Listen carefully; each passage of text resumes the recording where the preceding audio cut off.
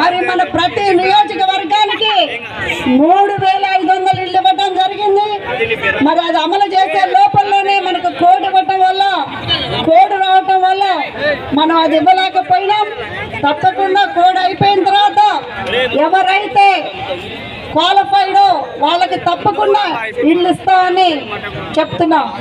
మరి అదేవిధంగా మన నియోజకవర్గాన్ని మన యంగ్ అండ్ డైనామిక్ యశస్వి గారు కూడా ఎన్నో పథకాలు తీసుకొచ్చి మన నియోజకవర్గాన్ని ఇప్పుడు 30 ఏళ్ళు వెనకబడి ఉన్న దాన్ని తను ముందుకు తీసుకెళ్తామని మీకు ఎప్పుడో వాగ్దానం చేసింది.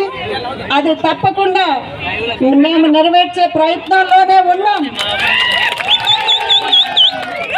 మరి మీ అందరికీ తెలిసిన విషయమే, ఇక్కడ మన తోరూరులో గత 35 ఏళ్ల నుంచి కూడా మా పర్సనల్ స్వచ్ఛంద సేవ ద్వారా మీకు ఎన్నో సేవలు ఇంక్లూడింగ్ హాస్పిటల్ లేనప్పుడు హాస్పిటల్ కట్టేయడం జరిగింది. మరి అదేవిధంగా ఇక్కడ స్కిల్ డెవలప్మెంట్ సెంటర్ కూడా మన గుత్తూరులో దానికి మన ప్రారంభోత్సవం చేయడం జరిగింది. మరి అదేవిధంగా ఇప్పుడు కోడ్ రావటం వల్ల అది ఇంకా కన్స్ట్రక్షన్ స్టార్ట్ చేయలేదు. మరి అదేవిధంగా మనకి ఇప్పుడు